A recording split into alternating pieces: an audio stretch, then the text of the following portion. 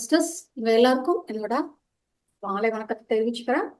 எனக்கு இந்த ஞானத்தை கொடுத்த பிரபந்தத்துக்கும் பிரம்மரிஷி பக்ரிஜி அவங்களுக்கும் என்னுடைய வணக்கத்தை நன்றியும் தெரிவிச்சுக்கிறேன். மேலும் தொடர்ந்து எனக்கு அந்த வாய்ப்பு கொடுத்துட்டு இருக்க முகாவதர் பாபாஜி அறக்கட்டளை சார்ந்த அனைத்து மாஸ்டர்களுக்கும் என்னுடைய நன்றியும் வணக்கத்தையும் தெரிவிச்சுக்கிறேன். இப்போ அந்த செக்ஷன் ஆரம்பிக்கலாம். நம்ம பத்திரிஜியோட துளசி தலத்தை பார்க்க போறோம். நம்ம ஏற்கனவே பார்த்துட்டே தான் இருந்தோம். ஒரு 100 எபிசோட் கிட்டத்தை நம்ம பார்த்துட்டோம், ஒரு டாபிக் பார்த்துட்டோம். ஸோ இன்னும் கொஞ்சம் நிறைய விஷயங்கள் வந்து சார் சொல்றாங்க. புதுசா நம்மளுக்கு வந்து நிறைய விஷயங்கள் தெரிஞ்சுக்க வேண்டியது நமக்கு துளசி தளத்துல இருக்கு. அதனாலதான் நான் உங்களுக்கு அந்த புக்கை வந்து கண்டினியூவா அதே எடுத்து கொடுத்துட்டு இருக்கேன். ஸோ வந்து ஏன்னா ஒவ்வொரு டாபிக்குமே வந்து ஏற்கனவே சொன்னதான் இன்னைக்கு நம்ம தெரிஞ்சுக்க வேண்டிய விஷயத்த தான் சார் சொல்றாங்க. இன்னும் போக போக நல்லாவே இருக்கும், இன்ட்ரெஸ்டிங்கா இருக்கும். ஸோ இன்னைக்கு நம்ம என்ன பார்க்கலாம் அப்படின்னா, மனதின் பிரலோபம் அந்தராத்மாவின் பிரபோதம். அதாவது இதுல வந்து ஒன்றும் பெருசா இது இல்லை. நம்மளுக்கு வந்து நம்ம எப்படி இருப்பாங்க அப்படின்னா, 2 விதமான மனுஷங்களை சொல்றாங்க சார் இதுல. ஒண்ணு வந்து எப்படி இருப்பாங்கன்னா, மனசு சொல்றதை கேட்கிறவங்க, ஓகேங்களா. இன்னொருத்தவங்க வந்து நம்மளுடைய அந்த ஆன்மா சொல்றதை கேட்கிறவங்க. சோ மனதை சொல்ற கேட்கும் போது மனசு சொல்றபடியே இஷ்டப்படியே நம்ம சுத்திட்டு இருப்போம். மனசு வந்து இப்படி செய்ய அப்படி செய்ய, சில விஷயத்த தப்பா கூட சொல்லி கொடுக்கும் நமக்கு. சோ அந்த இதை அப்படியே ஃபாலோ பண்றவங்க தான் ஒரு செட் சாரா இருக்காங்க. இன்னொருத்தவங்க எப்படி இருக்கிறாங்க, நம்மளுடைய ஆன்மா நம்மளுடைய உள்ளுணர்வு அது சொல்றது படி நடந்துக்கிறாங்க. சோ அப்போ உங்களுக்கே தெரியும் யார் மேன்மை நிலை அடைவாங்க. ஆன்மா சொல்றதை கேட்கிறவங்க, உள்ளுணர்வு சொல்றதை கேட்கிறவங்க தான் மேன்மை நிலையே அடைவாங்க. அவங்கள உத்தம புருஷர்கள் அப்படின்னு சொல்லி சார் வந்து சொல்றாங்க. அதுக்கப்புறமா என்ன சொல்றாங்க அப்படின்னா, திரிகரண சுத்தி அப்படிங்கறத பத்தி பேசுறாங்க. திரிகரண சுத்தி அப்படின்னா வேற ஒண்ணும் இல்ல, நம்மளுடைய மனம், வாக்கு, செயல் எல்லாமே ஒரே மாதிரி இருக்கும். ஆனா நம்ம மனசுல ஒண்ணு வச்சுக்கிட்டு நம்ம ஒண்ணு பேசுவோம், இன்னொன்னு செய்வோம், நிறைய பண்ணுவோம் நம்ம வந்து. சோ அந்த மாதிரி எப்போ நம்மளுக்கு அந்த திரிகரண சுத்தியோட இருக்கிறோமோ அப்பதான் நம்ம வந்து அந்த ஒரு மேன்மை நிலையில இருக்கோம். நம்ம நினைச்சது நடக்குங்கிறது கூட நம்ம சொல்லுவோம். ஓகே, மேனிஃபெஸ்டேஷன்ல பார்த்தா கூட உங்களுக்கு நீங்க நினைச்சது நடக்கணும் அப்படிலாம் அப்படி நினைச்சீங்கன்னா, இந்த மாதிரி நீங்க திரிகரண சுத்தியோட இருந்தீங்க அப்படின்னா கண்டிப்பா இந்த பிரபஞ்சத்துக்காக நம்ம உழைக்கும் போது, நம்ம இந்த மாதிரி திரிகரண சுத்தியோட இருக்கும்போது கண்டிப்பா நம்ம நினைச்சது கூட நடக்கும். அப்போ ஒரு யோகி எப்படி இருப்பாங்க, வந்து திரிகரண சுத்தியோட தான் இருப்பாங்க.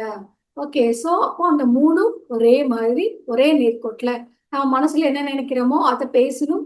நம்ம என்ன நினைச்சு என்ன பேசுறோமோ அதை தான் செயலையும் நம்ம செய்யணும். ஓகே, நான் இப்படி உங்ககிட்ட சொல்லிட்டேன், நான் வேற ஏதாவது பண்ணிட்டு இருக்கேன் அப்படின்னா அந்த இடத்துல நான் வந்து திரிகரண சுத்தியோட இல்லை. ஓகேயா. சோ அப்போ நம்ம என்ன தெரிஞ்சுக்கிறோமோ அதை நம்ம லைஃப்ல அப்ளை பண்ணணும். எல்லாம் ஒரே மாதிரி இருக்கணும் அப்படிங்கிறது தான். ஓகேயா. சோ இதைத்தான் நம்மளுக்கு என்ன சொல்றாங்க அப்படின்னா, மனதின் பிரலோபம் அந்தராத்மாவின் பிரபோதம். சோ மனசுபடியே நம்ம நடக்கிறோம் அப்படின்னா அவங்க வந்து என்ன சொல்றாங்க அப்படின்னா, அதம நிலையில இருக்கிறாங்க அப்படின்னு சொல்ல கீழ் நிலையில இருக்கிறாங்க அப்படின்னு சொல்றாங்க. ஆன்ம நிலையை ஆன்ம சொல்றதையும் உள்ளுணர்வு சொல்றதையும் யாரு கேட்பாங்களோ அவங்கள உத்தம புருஷன் அப்படின்னு சொல்லி சொல்றாங்க. ஓகேங்களா. அடுத்த டாபிக் பாத்தீங்கன்னா, சூத்திர பிராயம் பிரபந்த பிராயம். இது என்ன அப்படின்னா, இப்ப நம்மளுக்கு ஒரு சூத்திரம் தெரியுது. ஃபார்முலா அப்படின்னா என்ன, நமக்கு ஒரு ஃபார்முலா சொல்லுவாங்க. ரிச்சர்ட் பாக் கூட ஒரு எடுத்துக்காட்டுக்கு நான் சொல்றேன். ஒவ்வொரு சவால்களும் பிரச்சனைன்னு நினைச்சுக்கோங்களேன், அதுக்கு பின்னாடி ஒரு பரிசு இருக்கு அப்படிங்கிறது ரிச்சர்ட் பாக். ரைட்டா. நம்மளுக்கு அது தெரியுது. அப்போ நான் வந்து எனக்கு வந்து நிறைய சவால்கள் வருது லைஃப்ல. சோ ஆனா நான் அது முடிச்சு எல்லா சவாலுக்கு அப்புறம் பாத்தீங்கன்னா நம்மளுக்கு வந்து ஆட்டோமேட்டிக்கா ஆன்மா டெவலப்மெண்ட் ஆயிருக்கும். சோ நிறைய புரிதல் வந்திருக்கும், நிறைய அனுபவங்கள் வந்திருக்கும். சோ அந்த கிஃப்ட், நம்மளுக்கான கிஃப்ட் வந்து அதுக்குள்ள ஒவ்வொன்றுலயும் இருக்கு அப்படிங்கிறதுதான் சூத்திரம். அந்த பிரபந்த பிராயம்ங்கிறது என்னது, நான் வந்து லைஃப்ல அப்ளை பண்ணி நான் புரிஞ்சுக்கிறேன். ஆமால, இந்த இடத்துல நான் அந்த சவாலை வந்து எதிர்கொண்டதுனால எனக்கு இந்த மாதிரி கிடைச்சிருக்கு, இந்த மாதிரி கிடைச்சிருக்குங்கிறத நான் வந்து என்ன செய்யறேன், அப்படி ரியலா வந்து புரிஞ்சுக்கிறேன். ஓகே, புரிஞ்சுக்கிட்டு அப்ப நான் ஓகே ஆமால இது கரெக்ட் தான் அப்படின்னு சொல்லி நான் புரிஞ்சுக்கிட்டு நிறைய விஷயத்துல நான் அப்ளை பண்றேன். சோ இதுதான் பிரபந்த பிராயம். நான் வந்து எல்லாம் புரிஞ்சதுக்கு அப்புறமா நான் என்ன உங்களுக்கு வந்து அதை எடுத்துட்டு வந்து சொல்றேன். மாஸ்டர்ஸ், உங்க ஒவ்வொரு சவாலுக்கு பின்னாடியும் ஒவ்வொரு ப்ராப்ளத்துக்கு பின்னாடியும் உங்களுக்கு ஒரு வெகுமதி இருக்கு அப்படிங்கிறத நான் சொல்றேன்.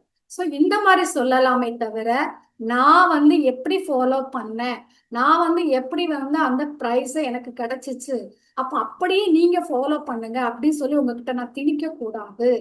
ஓகேயா? நீங்க வந்து நான் உங்களுக்கு ரூல் சொல்லலாம். இந்த மாதிரி ஒரு கிஃப்ட் இருக்குப்பா, என் லைஃப்லயும் கிடைச்சிச்சு, ரைட்? அவ்வளவுதானே தவிர நீங்க அதே மாதிரி ஃபாலோ பண்ணுங்க எல்லாரும் அப்படின்னு நான் சொல்லக்கூடாது. ஏன் அப்படின்னா நம்மளுக்கு எடுத்து தெரிஞ்சது தான், அவங்கவுங்க வாஸ்தவத்தை அவங்கவுங்க தான் உருவாக்கிக்கிறாங்க. நான் போய் உள்ள வந்து உங்ககிட்ட உட்கார்ந்து என்னோட இதை நான் திணிக்க கூடாது. உங்களுக்கு அது சரியா இருந்துச்சுன்னா நீங்க ஃபாலோ பண்ணி உங்களுக்கு gift கிடைக்க போகுது. இல்லையா, உங்களுக்கு தெரியல புரியலன்னா விட்டுறலாம். அப்போ நான் வந்து எனக்கு என்ன கிடைக்குதோ அதை நான் உங்களுக்கு சொல்லலாம், ரைட்டா? நான் சொல்றேன். சொல்லும் போது உங்களுக்கும் ஞானம் கிடைக்குது, நீங்க அதை ஃபாலோ பண்ணுவீங்க. ஆனா இப்படிதான் ஃபாலோ பண்ணணும்னு நான் ஸ்டெப் பை ஸ்டெப்பா சொல்லக்கூடாது. நான் தான் ஒரு இது, நான் சொல்றது அப்படியே ஆனால இருந்து அக்கடா வரைக்கும் நீங்க என்ன செய்யுங்க, கேளுங்கன்னு சொல்லக்கூடாது. சோ இந்த மாதிரி சொல்றதுதான் என்ன அப்படின்னா, அப்போ ஒரு சூத்திரத்தை நான் வந்து உங்களுக்கு சொல்லலாமே தவிர, நான் அது எப்படி என்னோட லைஃப்ல செயல்பட்டதுன்னு நான் சொல்லலாமே தவிர, நீங்க அப்படியே ஃபாலோ பண்ணுங்க நான் என்ன செய்யக்கூடாது சொல்லக்கூடாது. நீங்களே என்ன செய்யக்கூடாது, அப்படியே ஃபாலோ பண்ண கூடாது. உங்களுக்கு எப்படி சரியே படுதோ, உங்க லைஃப்ல எப்படி பண்ணா உங்களுக்கு கரெக்டா இருக்குமோ அதுதான் நீங்க என்ன செஞ்சுக்கணும், ஃபாலோ பண்ணிக்கணும். அததான் இங்க சொல்றாங்க. இன்னும் பார்த்தா நம்ம சொல்லுவாங்கல்ல, நிறைய பேர் சொல்லுவோம். நிறைய எக்ஸாம்பிள்ஸ் நம்ம எடுத்துக்கலாம். நான் வந்து சொல்ல, எனக்கு ஏதோ ஒரு தலைவலி, நான் ஹாஸ்பிட்டலுக்கு போனேன். சோ அந்த எனக்கு உடனே சரியாயிடுச்சு. நான் என்ன சொல்றேன் எல்லாத்துக்கிட்டையும், ஓ இந்த மாதிரி இப்ப நீங்க உங்களுக்கு என்ன செஞ்சாலும் நீங்க போய் அந்த டாக்டர்கிட்ட பாருங்க, அவர் வந்து உங்களை சரி பண்ணிடுவார் அப்படின்னு சொல்றது எவ்வளவு ஒரு முட்டாள்தனம், அப்படித்தானே? எனக்கு சரியாச்சு, எனக்கு வந்து என்ன பிரச்சனை என்ன இதுன்னு எனக்கு தெரியாது. அந்த ஏதோ ஸ்டார்டிங்ல இருந்திருக்கலாம், சரி பண்ணிருக்கலாம். ஆனா அதுக்காக நான் எல்லாத்துக்கிட்டையும் அதை சொல்றேன் அப்படின்னு சொல்லும்போது அது வந்து அது ரொம்ப ரொம்ப தப்பு. ஓகே, நம்ம அவங்க லைஃபுக்குள்ள நம்ம உள்ள நுழையிறோம், அது தப்பு. அதே மாதிரி நிறைய படிப்பை பத்தி சொல்லுவாங்க. எப்பா இந்த படிப்பு படிச்சாதான் வந்து இப்படி இருக்க முடியும், இல்லைன்னா ஒண்ணுமே இல்லைன்னு சொல்லிடுவோம். நமக்கு என்ன அந்த அளவுக்கு தெரியுமா என்ன? அவங்களுக்கு எந்த படிப்பு படிச்சா நல்லா இருக்கும்னு உங்களுக்கு எப்படி தெரியும்?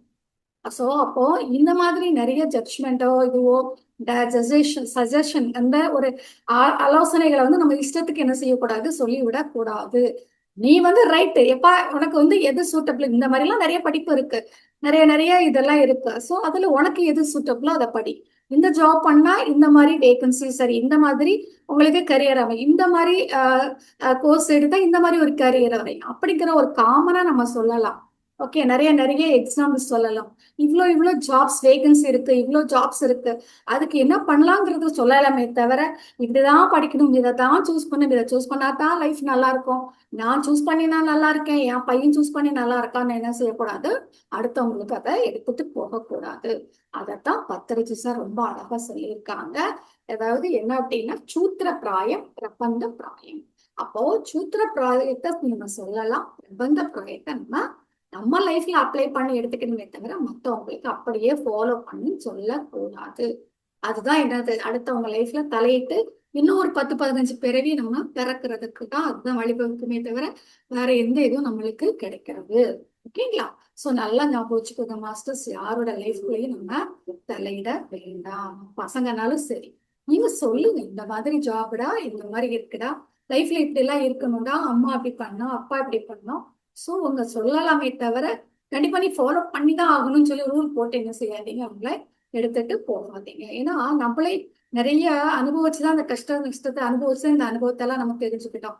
அதே மாதிரிதான் நம்ம பசங்களும் தெரிஞ்சுக்கணும், அதுக்குதான் அவங்க வந்திருக்கிறாங்க அப்படிங்கறத நம்ம தெரிஞ்சுக்கிட்டு நம்ம செய்யணும் மாஸ்டர்ஸ். ஓகேங்களா? நெக்ஸ்ட் பாத்தீங்க அப்படின்னா, செல்வம் அதிக சுகங்களை கொடுக்குமா அப்படிங்கிற மாதிரி சொல்லியிருக்காங்க. நமக்கே தெரியும், கண்டிப்பா செல்வம் வந்து அதிக சுகத்தை தராது. நமக்கு தேவையான செல்வம் வேணும் தான், கேட்கலாம். இந்த பிரபஞ்சத்துல இந்த பூலோகத்துல செல்வம் இல்லாம வாழ முடியாதுதான். ஆனா செல்வமே வாழ்க்கை கிடையாது. அப்போ நமக்கு தேவையான செல்வத்தை நம்ம இது பண்ணிட்டு அதுக்கப்புறம் மீதி இருக்கிறத நம்ம தானமா கொடுக்கலாம், இல்ல எந்த மாதிரியும் வாழலாம். அதை நோக்கி பின்னாடி என்ன செய்ய வேண்டாம், நம்ம சாகுற வரைக்கும் அது பின்னாடியே ஓட வேண்டாம் அப்படிங்கறது அந்த இடத்துல சொல்றாங்க. அப்போ நீ வந்து கடவுளை வந்து இந்த கடவுளை நோக்கி உள்ள போனாலே, கடவுள்னாலே என்னமா அர்த்தம், நிதி தானே. கடவுளே நிதி தான், கடவுள் தான் பேரறிவு, ரைட்டா? சோ எல்லாமே அவர்கிட்ட தான் இருக்கு. அப்போ நீங்க கடவுளை நோக்கி நம்ம போனாலே எல்லாமே நமக்கு கிடைக்கும். அந்த அமைதி, அந்த ஆற்றல், அந்த அறிவு, அந்த செல்வம் எல்லாமே நமக்கு கிடைக்கும். அப்போ பணத்தை நோக்கி போகாம அந்த கடவுள் அப்படிங்கிற தன்மையை நம்ம அடைய போனாலே நமக்கு எல்லாமே கிடைக்கும். அப்ப எதை நோக்கி போகணும், செல்வத்தை நோக்கி போகணுமா, இல்ல அந்த கடவுள் தன்மையை நம்ம வந்து நம்மளை வந்து அக்செப்ட் பண்றதுக்கு நம்ம போகணுமா, அதை எடுத்துக்க போகணுமா அப்படிங்கிறத நீங்க தான் டிசைட் பண்ணணும். அததான் இங்க சொல்லியிருக்காங்க. புரியும் நினைக்கிறேன். சோ நமக்கு என்ன வேணும்? ஓகேயா? செல்வம் வேணும், கண்டிப்பா வேணும் தான். ஆனா எங்க போனா, கடவுள் தன்மையை நோக்கி போனா, நமக்குள்ள போய் சமநிலையில நம்ம வாழும் போது கண்டிப்பா நம்மளுக்கே தெரியும்ல. லக்ஷ்மி சொல்லி வச்சிருக்கோம் கடவுளையே, அப்படிதானே? போயிட்டு லக்ஷ்மி போய் கும்பிட்டா எதுக்கு? அப்படியே நமக்கு லக்ஷ்மி வேணும் லக்ஷ்மி வேணும்னா எதுக்கு? லக்ஷ்மி வந்துட்டா ஆட்டோமேட்டிக்கா நம்ம கிட்ட மணி வந்துரும், சந்தோஷம் வந்துரும், திருப்தி வந்துரும், எல்லாமே வந்துரும். எதுக்காக அதெல்லாம் கேட்கிறோம்? சோ அப்போ அந்த கடவுள் தன்மை, அந்த லக்ஷ்மிங்கிற கடவுள் தன்மை நம்ம கிட்ட வந்துட்டாலே நம்ம கிட்ட எல்லா செல்வமும் வந்துற மாதிரிதான். அப்போ ராமர் வேணுமே தவிர செல்வம் வேணும். அதான் ரிவர்கள் பத்தி, ராமதாஸ் பத்தி சொல்லியிருக்காங்க. அவங்க ரொம்ப சிறந்த ராம பக்தர். நிறைய பக்தர்களை பத்தி நம்ம படிச்சிருக்கிறோம். ஓகே தானே? சோ அவங்க எல்லாம் வந்து பணத்தை நோக்கி போகல. ஆனா அவங்களுக்கு கடைசி எல்லாமே என்ன செஞ்சுச்சு? கிடைச்சிச்சு. கடவுளுடைய காலடியில நிரந்தரமான என்ன செஞ்சுச்சு? ஒரு இடம் கிடைச்சிச்சு. சோ அந்த மாதிரி ஒரு நித்தியமான ஒரு செல்வத்தை தான் நோக்கி போகணுமே தவிர இந்த ஒரு நிரந்தரமற்ற செல்வத்தை நோக்கி நம்ம என்ன செய்யக்கூடாது? போகக்கூடாது. மாஸ்டர்ஸ், ஓகேங்களா? நெக்ஸ்ட் பாத்தீங்க அப்படின்னா, அசுரர்கள், மானிடர்கள், தேவர்கள். இது நம்ம மூணுமே நமக்குள்ளதான் இருக்கிறாங்க. தெரியும் நினைக்கிறேன். அசுரர்கள்னாலே யாருதான்? நம்ம பெரும்பாலும் நான்வெஜ் எடுத்துக்கிறது இல்ல. மெயினா இங்க என்ன சொல்றாங்க சார் வந்து, நான்வெஜ் சாப்பிடுறவங்க எல்லாம் அசுரர்கள் தான் சொல்றாங்க. அசுரத்தன்மையில தான் அவங்க இருப்பாங்க. நம்ம கிட்ட இருக்குல்ல அந்த கெட்ட குணங்கள்லாம், அது வேற என்னது? அது அசுரத்தன்மை தான். கோபம் பண்றது, பழி உணர்ச்சி, பொறாமை, அது மாதிரி நிறைய விஷயங்கள் இருக்கு. தேவைக்கு மீறி ஆசைப்படுறது, அடுத்தவங்க மேல இது பண்றது. ஓகேயா? சோ அந்த மாதிரி எல்லாம் இருக்கிறது தான் அசுரத்தன்மை. நம்ம எப்பவுமே அந்த குணத்துல இருந்து எங்க வரணும்? அந்த மனிதர் அப்படிங்கிற குணத்துக்கு நம்ம மானிடர்கள், அதாவது மனிதர் குணத்துக்கு வரணும். அங்க இருந்து திருப்பி தேவர் அப்படிங்கிற குணத்தை நோக்கி நம்ம போகணும். ஸ்டெப் பை ஸ்டெப்பா போகணுங்கிறது தான். சோ நம்ம ஓரளவுக்கு அசுரத்தன்மையில இருந்து வந்துட்டோம். ரைட்டா? நம்ம நான்வெஜ் எடுத்துக்கிறது இல்ல. சில சில குணங்களை வந்து நம்ம மாத்திக்கிட்டு இருக்கோம். தேவைக்கு மிதமிஞ்சிய கோரிக்கை நம்மளுக்கு கிடையாது. மிதமிஞ்சிய கோபம் எதுவுமே நமக்கு இல்லை. சோ எல்லாமே சமநிலை பண்ணும்போது ஒரு ஸ்டேஜ்ல அழகான ஒரு நல்ல ஒரு மனுஷனா வந்துட்டு, அதுல இருந்து நம்ம திருப்பி என்ன பண்றோம் அப்படின்னா, நம்ம நல்லா தியானம் பண்ணி இந்த மாதிரி சத்சங்கம், இந்த மாதிரி ஒரு சச்சன சங்கத்துல இருக்கும்போது ஆட்டோமேட்டிக்கா நம்ம வந்து என்ன பண்ணுவோம்? ஸ்டெப் பை ஸ்டெப்பா நம்ம முன்னேறும் போது அடுத்து எடுத்து நம்ம எங்க போகலாம் அப்படின்னா, தேவர்கள் அப்படிங்கிற நிலைமைக்கு நம்ம என்ன செய்யலாம்? போகலாம். ஓகே, அததான் இங்க சொல்லியிருக்காங்க. அதாவது ஹிம்சோ பரம தர்மங்கள்ல இருந்து அகிம்சோ பரம தர்மத்துக்கு நம்ம என்ன செய்யலாம்? பண்ணலாம். எந்த உயிரையும் நம்ம என்ன செய்யக்கூடாது? வதைக்க கூடாது அப்படிங்கிற கான்செப்ட்ல இருந்து நம்ம வந்து ஃபர்ஸ்ட் அதுதான் மோட்சத்துக்கான முதல் படி. நம்ம எப்போ வந்து அந்த ஹிம்சையில இருந்து வெளியில வரமோ அப்பதான் மோட்சத்துக்கான முதல் படியாது. மற்றபடி மோட்சம் கிடைக்க சான்ஸே கிடையாது. அது துக்கமற்ற நிலை கிடைக்க சான்ஸே இல்லைங்கிறத நம்ம தெரிஞ்சுக்கிட்டு ஸ்டெப் பை ஸ்டெப்பா நம்ம என்ன செய்யணும்? முன்னேறி வரணும். அதுதான் இங்க சொல்லியிருக்காங்க. அப்போ அசுரத்தன்மையில இருந்து மானிடத்தன்மைக்கு வந்துட்டு, மானிடத்தன்மையில இருந்து தேவர்கள் தன்மைக்கு நம்ம என்ன செய்யணும்? வரணும் மாஸ்டர்ஸ். ஓகேங்களா? ஓகே, சூப்பரா இருந்ததுன்னு நினைக்கிறேன். நெக்ஸ்ட் பாத்தீங்கன்னா, ஜீவஹிம்சையை பத்தி திருவள்ளுவரும் வேமன்னாவும் சொன்னதை சார் சொல்லி இருக்கிறாங்க. திருவள்ளுவர் சொன்னது என்ன அப்படின்னா, தன்னும் பெருக்கற்கு தான் பிரிது ஊன் உண்பான் எஞ்ஞனம் ஆளும் அருள் அப்படின்னு சொல்லிட்டு, இந்த குறள் எல்லாமே நம்ம படிச்சிருப்போம் சின்ன வயசுலயே இருந்து. ஃபர்ஸ்ட் திருக்குறள் இதுதான் இருக்கும். தன்னும் பெருக்கற்க தான் பிரிது ஊன் உண்பான் எஞ்ஞனம் ஆளும் அருள். அப்போ தன்னை நான் வந்து எனக்கு சாப்பாடு வேணும், என்னோட ஊன் என்னோட சதையை பெருக்கிறதுக்கு இன்னொரு ஒரு அனிமல், ஒரு குட்டி அனிமலை வந்து நம்மளுடைய சகோதரனா அந்த அனிமலை வந்து கொண்டு நம்ம சாப்பிட்றோம் அப்படின்னா, அப்ப நான் என்னை எப்படி நான் ஒரு கருணையாள, நான் பெரிய ஆளு, நான் கொடைவள்ளல், நான் எல்லாத்துக்கும் கொடுக்குறேன் அப்படின்னு நான் எப்படி என்ன சொல்லிக்க முடியும்? அப்போ உன்னை எப்படி சொல்ல முடியும்? அந்த மாதிரி மனுஷனை எப்படி வந்து கருணை உள்ளவன் சொல்ல முடியும்னு திருவள்ளுவர் சொல்றாங்க. அதான் ஃபர்ஸ்ட் பாட்டே சொல்லியாச்சு. தன்னுள் பெருக்கற்கு தான் பிரிது ஊன் உண்பான் எஞ்ஞனம் ஆளும் அருள். அப்ப நம்ம எல்லாம் தமிழ்நாட்டு மக்கள் வந்து இவருடைய தெய்வப்புலவர் நம்ம சின்ன வயசுலயே கட்டாயம் மனப்பாடமா நம்மளுக்கு இருக்கும் திருக்குறள். அதை தாண்டி இப்போ எல்லா பஸ்லயும் மறுபடியும் எழுதி போட்டிருக்காங்க. சோ நிறைய நம்ம தெரிஞ்சுக்கிறோம். அதுல இந்த பாட்டு கொல்லாமை புலான் உண்ணாமை 2 அதிகாரம் திருக்குறள்ல இருக்கு. 10 பாட்டு, 20 பாட்டு இருக்கு. எல்லாத்தையும் என்ன செஞ்சுக்கோங்க? படிச்சுக்கோங்க, தெரிஞ்சுக்கோங்க. இந்த பாட்டை கூட கேட்டிருப்பீங்கல்ல, கொல்லானை புலானை மறுத்தானை கைத்தூப்பி எல்லா உயிரும் தொழும். கொல்லானை புலானை மறுத்தானை கைகூப்பி எல்லா உயிரும் தொழும். பாருங்க, அவங்கள வந்து ஒரு பொல்லாதவங்கள அதை கரெக்டா முடிச்சிருப்பாரு அவர் வள்ளுவர். அவங்கள வந்து எல்லா உயிருமே கைகூப்பி தொல்லுன்னு சொல்லிடுச்சு. ஸோ அந்த அளவுக்கு அவங்க உயர்த்தி சொல்லியிருக்காங்க. அப்போ இந்த அதே மாதிரி வள்ளலார் பார்த்துட்டு இருக்கோம். வள்ளலார் வந்து அந்த கருணை தான் கடவுள்னே சொல்லியிருக்காங்க. உனக்கு கருணை தான் பேஸ்னே சொல்லியிருக்காங்க. அதான் நான் சொன்னேன், மோட்சத்துக்கான திறவுகோல் அந்த சாவியே என்ன அப்படின்னா அந்த ஜீவ இம்சையில இருந்து வெளியில வந்த அந்த அகிம்சை தான். சோ அந்த அகிம்சை பரமோ தர்மக நம்ம அதை ஃபாலோ பண்ணணும். ஓகேங்களா? இதேதான் வேமனாவும் சொல்லியிருக்காங்க.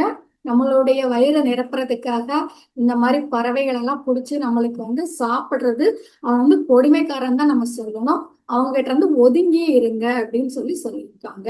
அவங்களுக்கு அவரும் அதை தான் சொல்லியிருக்காரு. ஜீவஹிம்சை பண்றவங்களுக்கு எப்படி மோட்சம் கிடைக்கும், எப்படி நிம்மதி கிடைக்கும், எப்படி புரிதல் கிடைக்கும், எப்படி தெளிவு கிடைக்கும் அப்படிங்கிறத சொல்லியிருக்காங்க. ஓகே. சோ அப்போ அப்போ அந்த ஜீவனுக்கு நம்ம ஹிம்சை பண்ண நம்ம மறுபடியும் பிறந்து பிறந்து பிறந்து நம்ம ரொம்ப கஷ்டப்படுவோம். அடிமைத்தளத்திலே இருப்போம், அடிமையா தான் இருப்போம். அப்போ அததான் சொல்லியிருக்கேன், மோட்சத்துக்கு திறவுகோலே என்ன அப்படின்னா என்னது அகிம்சை தான். ஞாபகம் வச்சுக்கோங்க. சோ அப்போ திருவள்ளுவரும் ஒரு யோகி, ரெண்டு பேருமே வேமன்னா. திருவள்ளுவர் நம்ம தமிழ்நாட்டை சேர்ந்த யோகி, வேமன்னா ஆந்திர பிரதேசத்தை சார்ந்த யோகி. ரெண்டு பேரும் அவ்வளவு ஃபேமஸான யோகிங்க. அவங்க வந்து பொய் சொல்ல மாட்டாங்க தானே மாஸ்டர்ஸ், அதனாலதான் சார் சொல்றாங்க. இவங்கெல்லாம் பொய் சொல்லுவாங்களா? அப்ப நீங்க ஃபாலோ பண்ணுங்க. சோ கண்டிப்பா ஜீவ ஹிம்சை தப்பு. அதான் சொல்ற மாதிரி ஹிம்சை, இந்த அகிம்சை தான் நம்மளுக்கு மோட்சத்துக்கான திறவுகோல். இதெல்லாம் ஞாபகம் வச்சுக்கோங்க. ஓகேங்க. நெக்ஸ்ட் பாத்தீங்க அப்படின்னா யோகி. யோகிங்கிறது நம்ம இதை நிறைய வாட்டி நம்ம கேட்டுட்டோம். அது அதேதான், நம்ம வந்து எல்லாத்தையுமே தெரிஞ்சுக்கிறவங்க. நம்ம ஒரு ஆன்மா, ஆன்ம பொருள், எங்கிருந்து வந்தோம், எங்க போக்குறோம், எல்லாத்தையுமே தெரிஞ்சுக்கிறவங்க தான் அவங்க. ஸோ அதை இது பண்ணிக்கலாம். நெக்ஸ்ட் பாத்தீங்க அப்படின்னா உத்தம குருமார்கள். உத்தம குருமார்கள் அப்படின்னா யாரு அப்படின்னா பாருங்க, ஒரு 3 விதமான குருவை நம்ம வந்து சார் சொல்றாங்க. மூட குரு, மத்திம குரு, உத்தம குரு. உங்களுக்கே தெரியும் மூட குருன்னு யார சொல்றாங்கன்னா, அவர் வந்து அவங்க சிஷ்ய பிள்ளைகளுக்குலாம் எதை இது பண்ணுவாரு, பூஜை பண்ணுங்க, பூஜை பண்ணி அந்த இதை என்னது அபிஷேகம் ஆராதனை பண்றது. சோ அந்த மாதிரி சொல்லி கொடுக்குறவங்கள என்ன சொல்றாரு சார் வந்து மூட குருன்னு சொல்றாங்க. மத்தியம குருங்கிறது யார சொல்றாங்கன்னா, அந்த மந்திரங்கள்லாம் சொல்லி தருவாங்க இல்ல, மந்திரங்கள் சோத்திரங்கள்லாம் சொல்லி அந்த மாதிரி ஃபாலோ பண்ண சொல்லுவாங்க. அவங்கள வந்து என்ன சொல்றாங்க அப்படின்னா மத்தியம குரு. யார வந்து அவர் வந்து உத்தம குரு அப்படின்னு சொல்றாங்க அப்படின்னா, தியான பாதையை, ஞான பாதையை அவங்களுடைய சிஷ்யர்களுக்கு காட்டுறாங்களோ அவங்கதான் உத்தம குரு அப்படின்னு சொல்லுவாங்க. அப்போ நீங்க உத்தம குருவா இருங்க. நீங்க வந்து மூட குருவாவோ மத்தியம குருவாவோ இருக்க வேண்டாம். அந்த ரெண்டுமே நம்மளுக்கு சந்தோஷத்தை கொடுக்கதான் செய்யும், இல்லைன்னு கிடையாது. ஆனா ஒரு நிரந்தரமான சந்தோஷத்தை நம்மளுக்கு தராது, தெளிவு தராது. ஒரு தற்காலிகமான நிம்மதியை தான் நம்மளுக்கு அந்த பூஜையோ இல்ல அந்த மந்திர உபாசனையோ நம்மளுக்கு செய்யும், கொடுக்கும் அப்படிங்கிறத தெரிஞ்சுக்கிட்டு அதுல இருந்து வெளியில வந்துட்டு அந்த தியான பாதை, ஞான பாதையை முழு மனசோட முழு இதோட நம்ம என்ன செய்யணும், ஃபாலோ பண்ணணும். அதைத்தான் இந்த இடத்துல சொல்லியிருக்காங்க. அப்போ உருவ வழிபாடுங்கிறது நம்மள வந்து கீழ்நிலைக்கு தான் எடுத்துட்டு போவோமே தவிர எந்த ஒரு நன்மையும் நம்மளுக்கு தராது அப்படிங்கிறத சொல்லியிருக்காங்க. ஓகே இல்லையா? ஸோ ஞாபகம் வச்சுக்கோங்க. அப்புறமா சரீரம் வேறு ஆன்மா வேறு. இது ரொம்ப அழகா சொல்லியிருக்காங்க. நம்ம ஏற்கனவே தெரிஞ்சதுதான். இப்போ நம்ம சரீரத்தை நல்லா அழகா எக்ஸாம்பிள் கொடுத்திருக்காங்க. இப்ப நம்ம ரெண்டு கல்லையோ ரெண்டு கம்பையோ ரெண்டு இதையோ நம்ம தேய்ச்சிக்கும் போது என்ன ஆகும் அப்படின்னா தீ வந்து என்ன செய்யும், நம்மளுக்கு உருவாகும், நெருப்பு உருவாகும். ஆனா அந்த நெருப்பை வந்து அந்த பர்டிகுலர் குச்சிக்குள்ள தேடிட்டு இருக்க முடியுமா? அதை உடைச்சு உடைச்சு பார்த்தாலும் நெருப்பு உள்ள இருக்குது உங்களுக்கு தெரியுமா? தெரியாது. அதே மாதிரிதான் உடம்புக்குள்ள எங்க ஆன்மா இருக்குன்னு என்ன செய்யாது, தெரியாது. ரைட்டா? நம்ம உள்ள பார்த்தோன்னே கண்டுபிடிச்சிக்க முடியுமா என்ன? உடம்ப துண்டுதுண்டா வெட்டி போட்டாலும் என்ன செய்யாது, உள்ள ஆன்மா இருக்கிறது தெரியாது. இப்போ ஒரு விதைக்குள்ள பாத்தீங்கன்னா அந்த விதையை போட்டு விளக்கி மலைச்சு வச்சீங்கன்னா ஒரு பெரிய விருட்சமே வரக்கூடியது. ஆனா அந்த விதையை பார்த்தோன்னே பிச்சு பிச்சு பாத்தீங்கன்னா உள்ள இருக்கிறது தெரியுமா, விருட்சம் இருக்கிறது தெரியாது. ஆனா அதை பக்குவமா கரெக்டா போட்டு அதை வளர்த்தோம்னா கண்டிப்பா அதுல இருந்து ஒரு செடியோ மரமோ ஏன் பெரிய விருட்சமோ வர சான்சஸ் இருக்கு. ஸோ இத மாதிரிதான் ஆன்மாங்கிறத வந்து நம்ம வந்து புரிஞ்சுக்க முடியுமே தவிர அதை வந்து என்ன பண்ண முடியாது, பார்க்க முடியாது. யாரால பார்க்க முடியும்? தேடை மாஸ்டர்ஸால மட்டும்தான் பார்க்க முடியும்.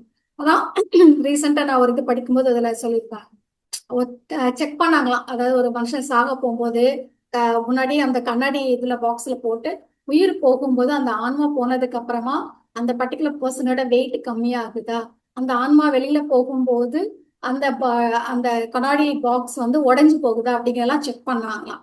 அந்த மாதிரி எதுவுமே என்ன செய்யலையா, நடக்கல. ஓகேங்களா? ஏன்னா பாக்ஸ் உடையவும் இல்ல, அவருடைய வெயிட் என்ன செய்யல, கம்மியாகவும் இல்ல. அப்ப இந்த மாதிரி பண்றதெல்லாம் மூடத்தனம் தானே. நம்ம ஆன்மா உட்காந்து அதோட வெயிட் எல்லாம் பார்த்துட்டு இருக்க முடியாது. அது மாதிரி அது எப்படி போகுது அப்படிலாம் என்ன செய்ய முடியாது, பார்க்க முடியாது. ஏன்னா அதான் சொல்லுவாங்களா, காத்தை எடுத்து தராசுல நிறுத்தி பார்க்க முடியுமா மாஸ்டர்ஸ்? காத்து இருக்குதான், நம்மளை சுத்தி ஃபுல்லாவே காத்து இருக்கு. அதை பிடிச்சிங்களா, நான் காத்தை பார்த்தா ஆகணும், நேர்ல பார்க்கணும், அதை விட வெயிட் பார்க்கணும்னு சொல்லி தராசுல எடுத்து என்ன செய்ய முடியாது, பார்க்க முடியாது. அதை ஃபீல் பண்ண மட்டும்தான் முடியும். அப்போ சில விஷயத்த ஃபீல் பண்ண மட்டும்தான் முடியும். அது கூட யாரால பார்க்க முடியும் அப்படின்னா தேர்ட் ஐ மாஸ்டர்ஸால தான் ஆன்மா அப்படிங்கிறத பார்க்க முடியும்.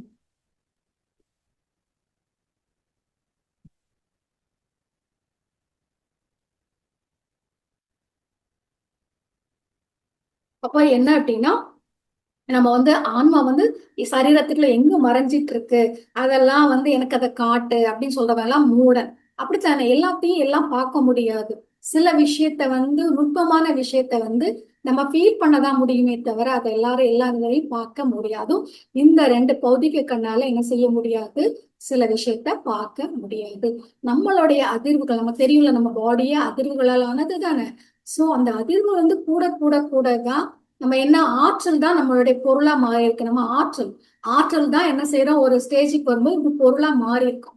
ஒரு திட இதா நம்ம மாறி இருக்கோம், ஒரு பாடியா மாறி இருக்கோம்.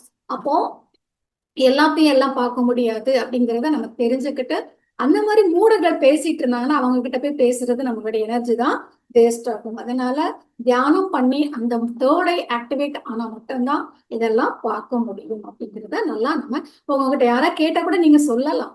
பார்க்க முடியாது தானே, விதைக்குள்ள ஒரு மரத்தை பார்க்க முடியாது. அதான் சொல்றேன், நெருப்பை வந்து குச்சிக்குள்ள பார்க்க முடியாது. சோ அதே மாதிரிதான் நமக்குள்ள இருக்கிற, உடம்புக்குள்ள இருக்கிற அந்த ஆன்மாவை பார்க்க முடியாது. எப்போ நம்ம அந்த அதிர்வுல கூடி நம்ம எப்போ தேர்ட் ஐ நம்மளோட இது ஆக்டிவேட் ஆகி நம்மளால பார்க்க முடியுமோ அப்பதான் நம்மளால அந்த ஆன்மாவை பார்க்க முடியும், உணர முடியும் அப்படிங்கிறத நம்ம சொல்லலாம். அப்போ அதனால நம்ம உங்களுக்கு தெரியலங்கிறதுக்காக அது உலகத்துல இல்லை அப்படின்னு அர்த்தம் கிடையாது. நம்மளுக்கு தெரியாதது நிறைய விஷயங்கள் இருக்கு இந்த உலகத்துல அப்படிங்கிறத நம்ம தெரிஞ்சுக்கணும் மாஸ்டர்ஸ். ஓகேங்க. சோ சார் ரொம்ப அழகா சொல்லிட்டாங்க ஆன்மா அப்படின்னா என்ன, அது எப்படி இருக்கு, அது நம்ம என்ன அப்படிங்கிறத நம்ம தெரிஞ்சுக்கணும். அதுக்கப்புறமா குற்றுணர்வு எதுவும் வேண்டாம் அப்படின்னு சொல்றாங்க. எதுக்கு குற்றுணர்வு வேண்டாம்? நல்ல சாப்பாடு சாப்பிடுறதுனால. இப்ப நான் வந்து இந்த மாதிரி ஒரு ஆன்மீகத்துல இருக்கேன், ஸ்பிரிச்சுவாலிட்டியில இருக்கேன், நான் வந்து தியானம் பண்றேன், அதனால நான் நல்ல சாப்பாடு சாப்பிட மாட்டேன் அப்படின்லாம் கிடையாது. நல்ல சாப்பிடலாம், அறுசுவை உணவு நம்ம எடுத்துக்கலாம். அதே மாதிரி நல்ல ட்ரெஸ் என்ன செஞ்சுக்கலாம், போட்டுக்கலாம், நல்லா ஜுவல்ஸ் போட்டுக்கலாம். அதே மாதிரி பெண்ணோட சேர்ந்து இருக்கிறது, அதாவது ஃபேமிலியில இருக்கிறது, மேல் ஃபீமேல் ரெண்டு பேரும் சேர்ந்து இருக்கிறது, குடும்பம் பண்றது. ஓகே, சோ அதனால ஒன்றும் ப்ராப்ளம் இல்லை. அதே அவங்க பெற்ற குழந்தைகிட்ட பாசமா இருக்கிறது, அவங்களுக்கு எல்லாமே செஞ்சு கொடுக்கறது, அதே மாதிரி உறவினர்கள், அவங்க சுத்தி இருக்க உறவினர்களோட நம்ம பாசத்தோட இருக்கிறது, இந்த மாதிரி நம்ம நடிக்கிறதுனாலயோ இது பண்றதுனால எந்த குற்ற உணர்வும் நம்மளுக்கு வேண்டாம். ஏன்னா நம்ம இந்த பூலோகத்துக்கு நம்ம வந்து வந்த காரணமே எல்லா விதமான சந்தோஷத்தையும் எடுத்துக்கிறதுக்காகத்தான். அப்படியே சோகமா இருந்து சாகிறதுக்கு இல்லை. சோ அதனால எந்த குற்ற உணர்வும் நம்மளுக்கு வேண்டாம் அப்படிங்கிறத சொல்லியிருக்காங்க. சோ அப்போ வந்து அத இதுக்கும் அந்த நம்மளுடைய ஸ்பிரிச்சுவாலிட்டினாலே என்ன அர்த்தம் அப்படின்னா ஹாப்பியா இருக்கிறது தான் மஸ்ட். அதை தாண்டி எல்லாத்தையும் விட்டுட்டு ஓடுறது கிடையாது. சோ இப்ப நான் ஸ்பிரிச்சுவாலிட்டியில இருக்கிறேங்கிறதுக்காக நான் விதவிதமா அந்த பர்டிகுலர் அந்த இதெல்லாம் சிம்பிள்ஸ் எல்லாம் போடணும் அப்படிலாம் இல்லைன்னா கேஷுவலா எல்லாரும் மாதிரி இருக்கிறேன். ஆனா நான் வந்து உள்நோக்கி பயணத்துல இருக்கிறேனே தவிர மற்றபடி எல்லாரும் மாதிரிதான் நானும் இருக்கிறேன். சோ அந்த மாதிரி ஒரு ஸ்பிரிச்சுவாலிட்டியில இருக்கிறது வித்தியாசம்லாம் கிடையாது. ஹாப்பியா இருக்கிறது உங்களை பார்த்தாலே தெரியும், ஹாப்பியா இருக்கிறீங்களா, அப்போ நீங்க ஸ்பிரிச்சுவாலிட்டியில இருக்கிறீங்க அப்படிங்கிறத தெரிஞ்சுக்கணும். அவ்வளவுதான். ஓகே. இதுல வந்து சார் வந்து அவங்களுடைய குருவை பத்தி பேசுறாங்க. அவங்க குருவோட பேர் வந்து சதானந்த யோகின்னு சொல்லியிருக்காங்க. அவங்க வந்து கர்னூல்ல இருந்த சுவாமி. 100% வந்து சுத்தமான பிரம்ம ரிஷி அப்படின்னு சொல்லியிருக்காங்க. 1981 ஜனவரி மாசத்துல வந்து அவங்கள மீட் பண்ணாங்களாம். மே மாதம் 22 1983 அவங்க வந்து அவங்களுடைய விருப்பப்படி உடலை வந்து அவங்க திறந்தாங்களாம். அப்ப அவரோட வயசு 160. அது நம்ம பத்ரிஜியோட குரு வந்து சதானந்த யோகி தான் வச்சுக்கோங்க. அவர் வந்து அவருடைய 160வது வயசுல அவர் வந்து என்ன செஞ்சிருக்காரு, இந்த உடலை பிரிஞ்சிருக்கிறாரு.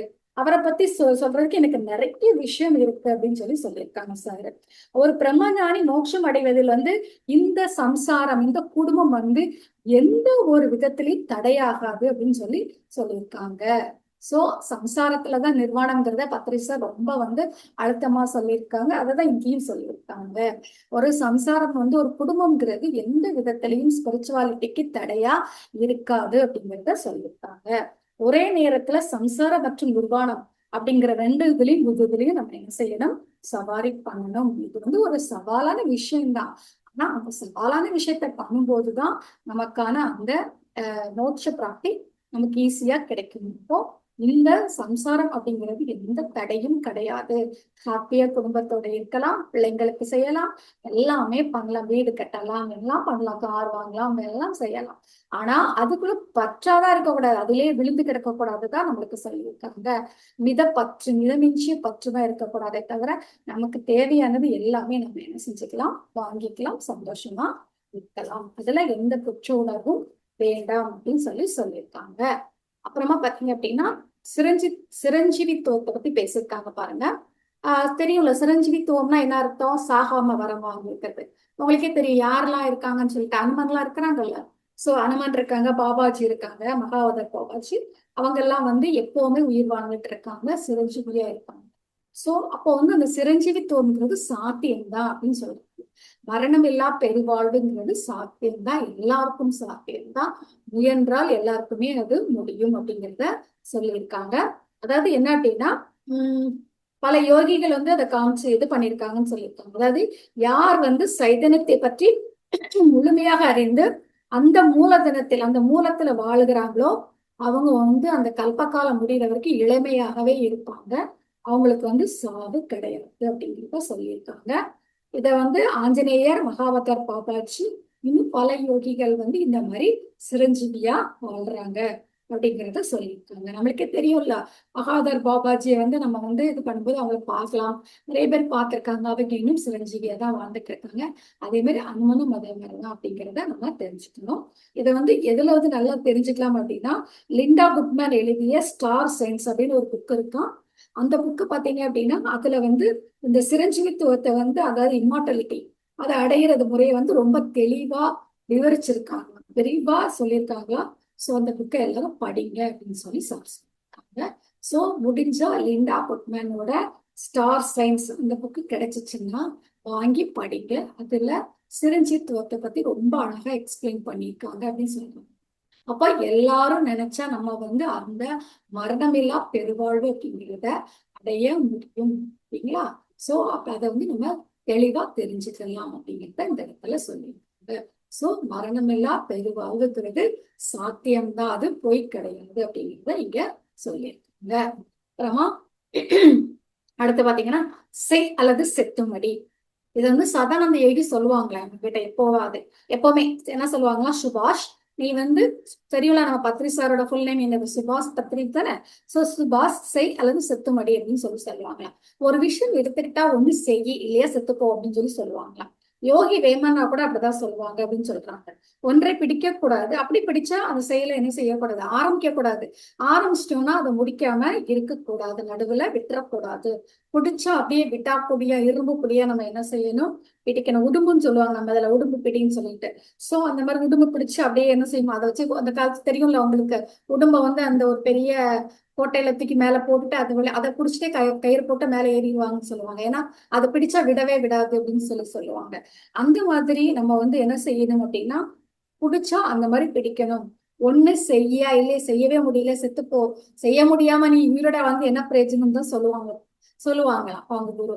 அதனால நம்ம என்ன செய்ய சொல்றாங்க, ஒண்ணு செய்ய, இல்லைன்னா செத்து மடிங்க அப்படின்னு சொல்றாங்க. தம்ம பதத்திலையும் புத்தர் அப்படிதான் சொல்றாங்க. அனைத்து செயல்களையும் கவனமாக, சாமர்த்தியத்துடன், திடமான நிஷ்டையுடன் மற்றும் தைரியமாக செய்ய வேண்டும். ஒண்ணு ஆரம்பிச்சதுக்கு அப்புறம் நல்லதா கெட்டதா வந்ததா வரலையா அப்படிலாம் நம்ம என்ன செய்யக்கூடாது. ஒண்ணு சொல்லுவாங்கல்ல, தீவிரமா யோசிக்கணும் செய்ய முன்னாடி. நல்லா யோசிச்சு செய்யணும். செஞ்சதுக்கு அப்புறமா என்ன செய்யக்கூடாது, உட்கார்ந்து யோசிக்க கூடாது. சரின்னு தோணுச்சுன்னா அதை செஞ்சிடணும் அப்படின்னு சொல்லி சொல்றாங்க. உயிர் போகும் நிலை வந்தா கூட பயப்படாம எடுத்த காரியத்தை வந்து நிச்சயமா முடிக்கணும் அப்படிங்கிறத இந்த இடத்துல சொல்லியிருக்காங்க. அப்போ டூ ஆர் டை, செய் அல்லது செத்து முடி. அப்போ ஒரு விஷயத்த நம்ம ஆரம்பிச்சோம்னா ஆரம்பிக்க முன்னாடி யோசிக்கணுமே தவிர ஆரம்பிச்சதுக்கு அப்புறம் பாதியில நிறுத்தி போட்டு என்ன செய்யக்கூடாது, போகக்கூடாது. அத முடிவு வரைக்கும் என்ன செய்யணும், எடுத்துட்டு போகணும் அப்படிங்கறது அந்த இடத்துல நம்மளுக்கு அழகா சொல்றாங்க. அப்போ டூ ஆர் டை, செய் அல்லது செத்து முடி. பாருங்க இவ்வளவு அழகா இருக்கு. நெக்ஸ்ட் சரியான பண்பு. பாருங்க இதுல ரொம்ப அழகா இருக்கு. சதானந்த யோகி சொல்லியிருக்கிறது கேட்டாலும், சதானந்த யோகினா யாரு, நம்ம சாரோட குரு. அப்போ நம்மிடம் எது இல்லையோ அதை வேண்டக்கூடாது. பாருங்க நம்ம வந்து சொல்லுவாங்க, நம்ம வந்து இப்போ நிறைய பிறவி நம்மளுக்கு இருக்கு, நிறைய ரோல் பண்றோம். ஒரு ரோல்ல வந்து என்ன செய்யற, கேரக்டர் ரோலா பண்றோம், ஒரு இதுல ஹீரோயினா பண்றோம், ஒரு இதுல வில்லனா பண்றோம், எப்படியோ நிறைய பண்றோம்னு வச்சுக்கோங்களேன். அப்போ நான் வந்து ஒரு ரோல் நான் எடுத்துட்டு வந்தேன்னா எனக்கு எல்லாமே சாத்தியம் கிடையாது இந்த பிறவில, அதை நம்ம தெரிஞ்சுக்கணும். அப்போ அதை நம்ம என்ன செய்யக்கூடாது, கேட்க கூடாது அப்படிங்கிறத சொல்றோம். அதே மாதிரி நம்ம கிட்ட என்ன இருக்கோ அதை மறுக்காம ஏத்துக்கணும் அப்படின்னு சொல்லி சொல்றோம். ஓகேயா? உங்களுக்கு வந்து ஒரு பிரபஞ்சம் ஒண்ணு கொடுக்குதா, அப்ப என்ன செஞ்சுக்கணும், ஏத்துக்கணும். ஒண்ணு தரவே இல்லையா, நீங்க ரொம்ப கேட்டு பாக்குறீங்க ஆனா உங்களுக்கு கிடைக்கவே இல்லையா, சரி நம்ம சொன்ன மாதிரி ஒரு நரிக்கதை சொல்லுவோமே, சீச்சி இந்த பழம் புளிக்குன்ற மாதிரி விட்டுற வேண்டியது. ஏன்னா இப்பதான் சொன்னேன், உங்க பிறவிக்கு இது கிடைக்காதா இல்லையா, சரி ரைட்டு நம்ம பிறவிக்கு இது இல்ல, அப்போ அதை விட்டுறலாம் அப்படின்னு சொல்லி என்ன செய்ய வேண்டியிருக்கும், விட்டுற வேண்டியதா. ரைட்டா? நெக்ஸ்ட் வந்து வருவதை கண்டு அப்படியே சந்தோஷத்துல குதி குதின்னு என்ன செய்யக்கூடாது, குதிக்க கூடாது. அதே மாதிரி நம்மகிட்ட இருந்து ஒரு பொருள் போகுதுன்னா அதுக்காக ஐயோ அம்மான்னு என்ன செய்யக்கூடாது, அழக்கூடாது. அதே மாதிரி விரும்பி எதையும் சாதிக்க வேண்டாம். நம்ம வந்து ரொம்ப கேட்டு கேட்டு வாங்கக்கூடாது. ஆனா தானா வந்ததை என்ன செய்யக்கூடாது, விடக்கூடாது. உங்களுக்கு ஒரு ஒரு கோடி ரூபாய் வருது அப்படின்னா அதை என்ன செய்ய வேண்டாம், வேண்டாம்னு சொல்லல, வேண்டாம். ஏன்னா நம்ம வந்து ஒரு ஒரு பிறவில அதுக்கான உழைப்பு நம்ம கொடுத்திருக்கோம், அதனால நம்மளுக்கு இப்ப கிடைக்குது. அதனால அந்த ஒரு குற்ற உணர்வுல நம்மளுக்கு வேண்டாம். சோ நம்மளுக்கான கிடைக்கல, நம்மளை விட்டு ஒரு பொருள் போகுது, ஒரு ப்ராப்பர்ட்டி போகுது, ஒரு வீடு போகுது, ஏதோ ஒரு பிரச்சனையில நீங்க மிஸ் பண்றீங்க, காசை மிஸ் பண்றீங்க, ரைட், ஒரு 1,00,000 ரூபாய் காணாம போயிருது, ஏதோ ஒண்ணு நம்மளை விட்டு காணாம போகுது, ஏதோ ஒண்ணு போகுதுன்னா அதை கட்டிட்டு நம்ம என்ன செய்ய வேண்டாம், திருப்பி திருப்பி அழ வேண்டாம். ஏன்னா அது நம்ம கிட்ட போகணும் தான் இருக்கு. அப்ப அதனால போயிட்டு கலதையை போந்துட்டு பை சொல்லிட்டு விட வேண்டியது, அது எந்ததா இருந்தாலும் அப்படிங்கறதுதான் இங்க நம்ம தெரிஞ்சுக்கணும். அப்போ புரிதல, உங்களுக்கு எது இல்லையோ அது வேண்டக்கூடாது, எது உள்ளதோ அதை வச்சுக்கணும். அதே மாதிரி வரும்போது ரொம்ப சந்தோஷத்துல குதி குதின்னு குதிக்க கூடாது, போகும்போது உட்கார்ந்து என்ன செய்யக்கூடாது, அழக்கூடாது. விரும்பி அதை வந்து சாதிக்கவும் வேண்டாம், விரும்பி எதையும் தானா வந்து என்ன செய்யக்கூடாது, விடவும் கூடாது. ஏன்னா அது உங்களுக்கானது, பிரபஞ்சம் தந்ததை என்னைக்குமே என்ன செய்யக்கூடாது, மறுக்க கூடாது. சோ அப்போ ஒரு பௌதீக உடலை இப்படித்தான் வாழணும் அப்படிங்கிறாங்க. இதுதான் நல்ல பண்பு, சரியான பண்பு அப்படின்னு சொல்லி சொல்றாங்க. இப்ப கிருஷ்ணா கூட என்ன சொல்றாங்க, கர்மனே வாதிகாஸ், அதாவது கர்மனே வாதிகாரஸ்தையே மா பலேஷு சுதாசன் போட்டிருக்காங்க. அதாவது என்ன அப்படின்னா, கர்மா செய்யறதுக்கு தான் உனக்கு வந்து உரிமையை தவிர அந்த கர்மத்துக்கான பலனை எதிர்பார்க்கறதுக்கு உனக்கு உரிமை கிடையாதுப்பா ரசம்னு சொல்லி சொல்றாங்க.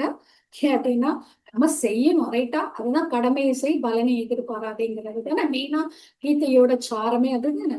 அப்போ நமக்கு வந்து அந்த எதிர்பார்ப்பு, நான் செஞ்சுட்டேன், நான் ஒண்ணு உனக்கு இப்படி கொடுத்தேன், நீ எனக்கு ஏன் தரல, உட்காந்து நம்ம என்ன செய்யக்கூடாது, உட்காந்து அழக்கூடாது. ஏன்னா உனக்கான இந்த ரோல்ல இந்த பிறவியில உனக்கு கிடைக்க வேண்டியது கண்டிப்பா கிடைக்கும், கிடைக்காம இருக்காது, கிடைக்காதுன்ற மாதிரி கிடைக்கிறது கிடைக்கதான் செய்யும். சோ அப்போ நமக்கு எது கிடைச்சிருக்கோ அதை வந்து எவ்வளவு அழகா சொல்லிட்டாங்க, சந்தோஷமா ஏத்துக்கணும். எது கிடைக்கலையோ ஓகே ரைட் அப்படின்னு சொல்லி அவங்களுக்கு என்ன செஞ்சிடணும், நம்ம விட்டுட்டோம். அப்படி இல்ல நம்ம அழுதுட்டே இருக்க வேண்டியதான், உட்காந்து உட்காந்து ஒண்ணும் கிடைக்க போறது இல்லை. அதனால அழுது அழுது ஸ்ட்ரெஸ் ஆகி உடம்பு சரியில்லாம ஆகி சீக்கிரம் போய் தான் சேரணும். அதனால வேற ஒண்ணும் பெனிஃபிட் கிடைக்காது. அதனால அதை விட்டு தள்ளணும் அப்படின்னு சொல்லி சொல்றாங்க. அப்போ அதிகமான உலகியல் எதிர்பார்ப்பு நம்ம சொல்லிட்டோம், பணம் டெம்பரவரி, இது எல்லாமே டெம்பரவரி தான். ஸோ டெம்பரவரியான இருக்கிறதுக்காக மண்டையை போட்டு உடைக்க வேண்டாம் அப்படிங்கிறது தான் சொல்றாங்க. உலகில எது வந்தாலும் எது நம்ம விட்டு போனாலும் தடுமாறாமல் வாழ்வதே உண்மையான ஆன்ம ஞானம் சொல்லியிருக்காங்க. அப்ப நம்ம அழுகிறோம்னாலே கஷ்டப்படுறோம்னாலே நம்ம வந்து அந்த கரெக்டா நமக்கு அந்த ஆன்ம ஞானம் கிடைக்கல அப்படின்னு தான் அர்த்தம். சோ ஒரு ஆன்ம ஞானம், ஒருத்தங்களுக்கு ஸ்பிரிச்சுவாலிட்டிங்கிறது கரெக்டா நம்ம ஃபாலோ பண்ணிட்டு இருக்கோம் அப்படின்னா நம்ம கண்டிப்பா எல்லாத்துக்குமே எது வந்தாலும் ஏத்துக்கிட்டு சமநிலையில இருக்கணும், இருப்போம் டைம் ஆயிடுச்சுல. சோ வந்து அப்ப நம்ம ஏற்கனவே சொன்ன மாதிரிதான், ராமருடைய எடுத்துக்காட்டு தான். நம்ம வந்து அதுவும் நம்ம படிச்சிருக்கோம் கம்பராமாயணத்துல. அவர் வந்து அழகா அப்படியே வந்து செந்தாமரை ஒத்த முகத்தினான்னு சொல்லி சொல்லுவார் கம்பர். அதாவது அவர் அப்படியே இருப்பாராம், நீ வந்து ஆட்சி பண்ணுன்னு சொல்லும் போதும் அதேதான், நீ நாட்டை விட்டு வெளில போன்னு சொல்லும் போதும் அதே ரியாக்ஷன் தான். பாருங்க எந்த ரியாக்ஷனும் ஒன்னும் பெருசா ஆகல. அதான் சொல்றாங்க செந்தாமரை கொத்த கொத்தனான் அப்படிதான் இருப்பாரு. அவ்வளோ ஒரு தாமரை முகம் மாதிரி அவ்வளவு அழகா அதே மாதிரிதான் அவரு கொடுக்குறாரு. சோ நம்மளும் அதே மாதிரிதான் கிடைச்சின்னு சொல்லி தைதைன்னு குதிக்கிறதுனாலயோ இல்ல இல்லைங்கிறதுனால வெறுத்து விட்டுட்டு போறதையோ நம்ம செய்ய வேண்டாம் மாஸ்டர்ஸ். சோ இன்னைக்கு வந்து நிறைய விஷயத்த வந்து நம்ம தெரிஞ்சுக்கிட்டோம் பத்ரி சாருடைய துளசிதள புக்ல இருந்து. நம்ம அதுல ஒன்னோ ரெண்டோ ஃபாலோ பண்ணா கூட நம்ம வந்து நம்மளோட லைஃப் ஹாப்பியா அமையும். அப்போ நம்மளுக்கு என்ன கிடைக்குதோ அதை சந்தோஷமா ஏத்துப்போம். நமக்கு எது கிடைக்கலையோ அதை நம்ம என்ன செஞ்சிடலாம், நம்ம கிட்ட இருந்து விட்டுடலாம். அதனாலதான் சின்ன வயசுல இந்த மாதிரி கதையெல்லாம் நம்ம படிச்சிருக்கோம். சோ அதெல்லாத்தையும் நம்ம அப்ளை பண்ணிட்டு நம்ம என்ன செய்வோம், ஹாப்பியா வாழுவோம். அதே மாதிரி எந்த பாதையில போகணும், எப்படி இருக்கணும், எல்லாத்தையும் நம்ம என்ன செஞ்சுப்போம் தெரிஞ்சுக்கிட்டு அதை ஃபாலோ பண்ணுவோம். Okay masters. அதே மாதிரி சாதாரண தேவி சொன்ன மாதிரி செய்யறது செத்துமடி, செய்யறதுக்கு முன்னாடி யோசிப்போம், செய்யும் போது நம்ம என்ன செய்ய வேண்டாம், யோசிக்க வேண்டாம். சார் சொன்ன ஒவ்வொன்றையும் நம்ம எடுத்து எடுத்து லைஃப்ல அப்ளை பண்ணுவோம் அப்படின்னு சொல்லி உங்கள்கிட்ட சொல்லி என்னுடைய இந்த செஷனை நான் முடிக்கிறேன் மாஸ்டர்ஸ். Thank you very much.